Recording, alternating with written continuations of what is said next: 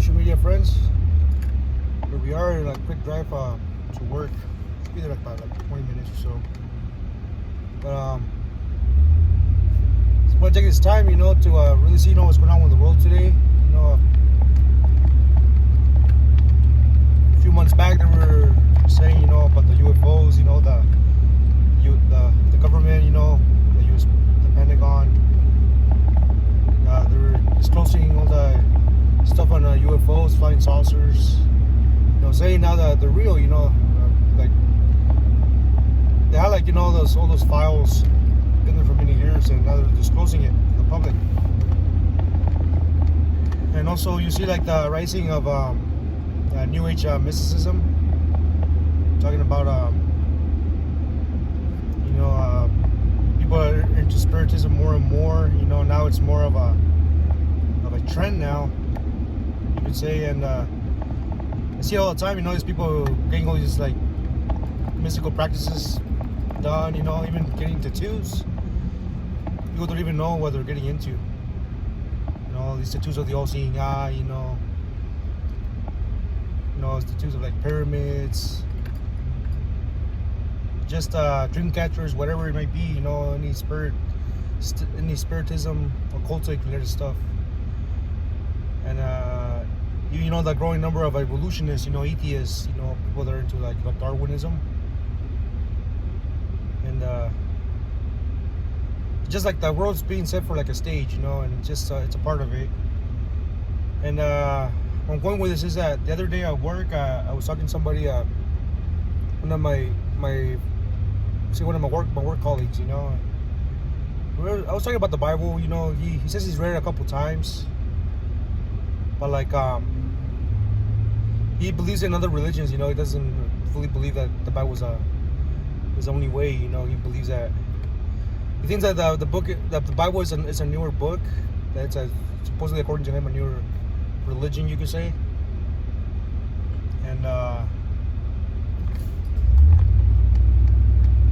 he's saying, he was telling me about how the civilizations they go way more back, than the Bible, according to him, and well, the conversation revolves around the Anunnaki. And it's a name which I heard before, and I was kind of intrigued what he was telling me. Because I heard the names. I'm like, okay. I told him, I don't really know that much about that. I'm gonna investigate, and I'll get back to you. Anyway, so I got into investigating these so-called Anunnaki and where they're derived from, and the origins and all that. And guessing they're it goes back to Sumerian beliefs, just thousands of years ago, and Sumerian / Babylonian, kind of goes back to that. And according to this Sumerian tradition, Anunnaki were say star gods, star gods. Funny that has the word star in it, But anyways, it kind of goes back. They were talking about this. There was this planet named Nibiru, and there was just people called the Niburians. And their planet got too cold, so they flew down to Earth in flying saucers to extract the gold, so they could use the gold as minerals to warm up their planet. So when they came here, there was the humans back then. They looked kind of like monkeys, apes, and they kind of joined with these so-called Anunnaki, and they the Anunnaki, which were there were beings were 3 meters tall, which is 9 to 10 feet, and converted to that, and they practically they were working for the Niburians. The Niburians were like humanoids, kind of like humans, and they were trying to practically extract the gold and everything in the mines and all that. So they had the Anunnaki, extracting the mine, all the gold, those minerals. and that then like humans that were supposedly called apes, they weren't able to reproduce. So like they with the help of the Annunaki, they wanted a civilization, you know, that could like help them extract, you know, they wanted a population of humans that could help them extract more minerals. So the then called apes weren't able to like you know, to multiply. So they practically created another race of humans.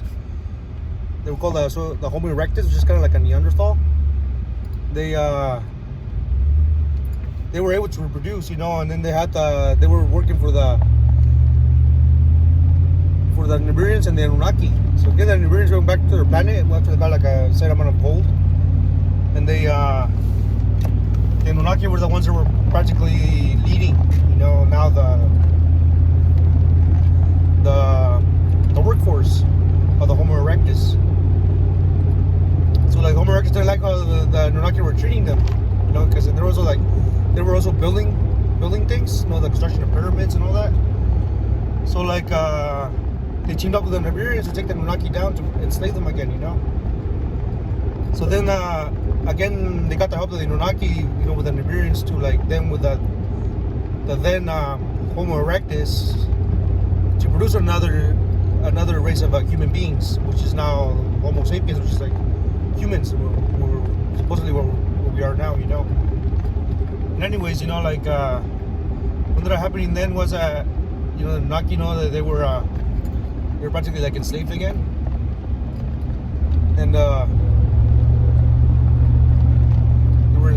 they were enslaved again. So like then like the star gods decided to send like a flood to be able to wipe out all the other civilizations, and only like the Homo sapiens were the ones who were able to like to survive the flood. And all that. That's a whole thing with Anunnaki and all that, you know, like then that's why they reverenced Sumerians reverenced Anunnaki, because they were like these beings, you know, that they were intelligent, you know, they were like, you know, say men of renown. They were like, you know, 9-10 feet tall with like whitish skin with beards and hair. So what I'm going with this is that it's interesting how like all these cultures have like a Genesis type of account of this flood, you know, the pre-Diluvian era, and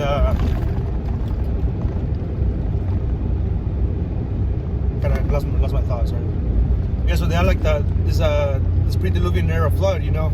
All these cultures practically tied with the Genesis account in the Bible, even though we know like the Bible is true, and everything, you know, and in all manners of faith and practice, you know, the Bible is number one. It's God's words. But this kind of brought me back to thinking about like what's going on in the world right now. You know, there's gonna be a great delusion happening. You know, the great deception. You know, that talks about in the book of